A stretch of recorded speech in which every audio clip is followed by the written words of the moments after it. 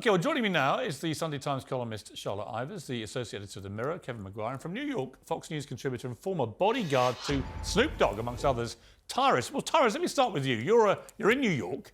You've been a bodyguard to a major star. What do you make of this story? Man, you know what? It sounds much to do about nothing.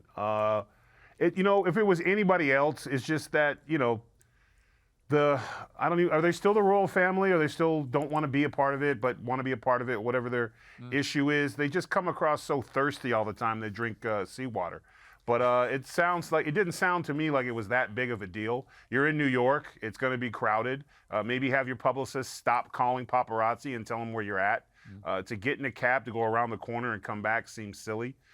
When I was with Snoop and we were approached by paparazzi, or he was ever made to feel nervous, I would have got out of the cab and confronted them, and typically make an example out of one guy with the camera, and the rest would follow. So it just seems like it was more staged than anything else. And of course, a 2-hour car chase in New York. Where were you going? 15 miles an hour? It's New York. You can't move. Well, I think it's pretty clear now it wasn't 2 hours. They seem to have diverted to a police station for at least, it looks like, half of that time. Sounds like South Park has got a sequel. All right, Charlotte, have you any sympathy for them? I mean, you've got to a bit, haven't you, given the history behind this. Of course, Harry's mother died in such a car chase. And I can sort of imagine if I was him, you'd think, it's happening to me. And even if it wasn't that bad, your brain would start to work itself up. Probably not to the extent that you'd then put out a press statement saying that something like this had happened. You'd hope that some publicist would get in the way and say, hang on, let's talk through, maybe let's put this a little bit further down. But in the moment, absolutely, I think I have sympathy with him. But Kevin, it's tricky, isn't it? Because as Tara said, they've been spectacularly thirsty for media attention. They've done the Netflix series with every spit and cough of their private lives. They've done the book, obviously, Harry, 420-odd pages about his private life. They've sold their private lives to the highest bidders now for the last 2-3 years. There will be a lot of people, I've seen it all over social media today, pretty cynical, saying, look, if you want to play that game, if you want to work the media that hard for personal gain, for money, for profile, then this comes with the territory. Yeah, it's very different to people who are very famous but shun publicity. They don't keep going to awards dinners. They don't keep searching for the limelight. They want their privacy. It's very hard to imagine this happening in London, and I'm not aware of it ever happening. Well, it wouldn't. When they lived here. Look, it used to go on with Diana, and in fun, if I checked an interview I did with Diana when I was at The Mirror, and it was just before she died, actually, a few months before she died, but I'd had lunch with her, and she told me how the paparazzi, there were certain rogue paparazzi, they weren't attached to newspapers, but they would deliberately upset her by being abusive. And when she reacted emotionally, they'd get the footage they wanted, and they would sell that as Diana's tears over marriage or whatever. And she said, please understand that's what they're doing. And I said, OK, we're not going to use those pictures anymore. And we announced it in The Mirror, actually, at the time. And she thanked me when I did this interview for what we had tried to do. Now, unfortunately, you can't control the world's paparazzi.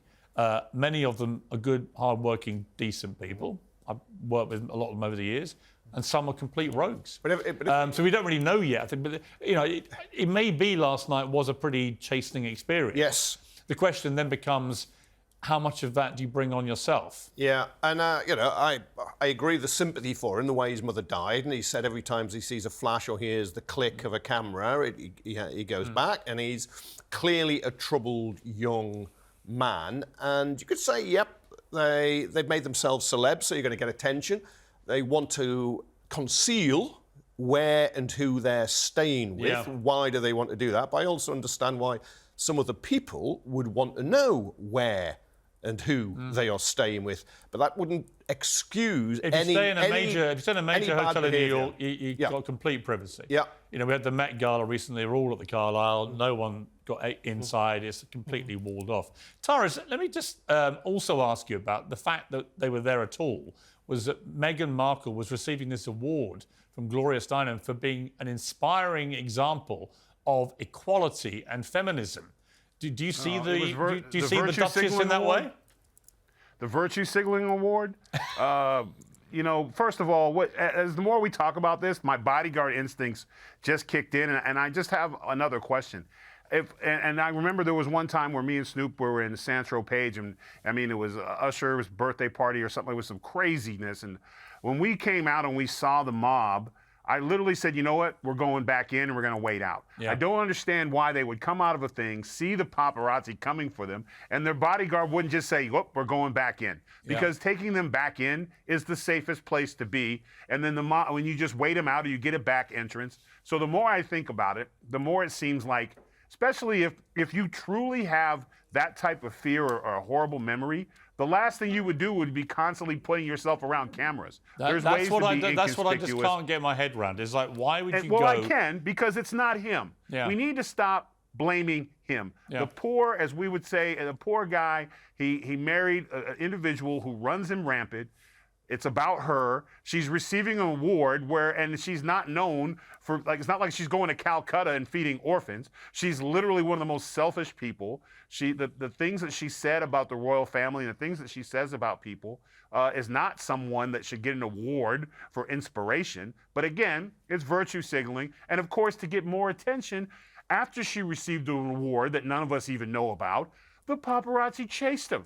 So, I mean, and now we're all talking about it. So she did her job, and it just feels like I told you, every time I look at the poor guy, it looks like he's sitting on a chair of broken glass, and he's constantly being put in the mix. I still say he didn't write that book. She did. And he's just caught up, and eventually, I hope that he will stand up for himself, because he seems like a decent guy. Yeah, I wouldn't go that far. Charlotte, the interesting thing is, she made this speech, very gushy, typical Meghan speech, but it was all basically about her feminist credentials. It was about being kind to people. It was about equality. Is there anything less equal than being a duchess who uses royal titles to make hundreds of millions of dollars? And when it comes to feminism, does she really represent the feminist icon that young women should look up to?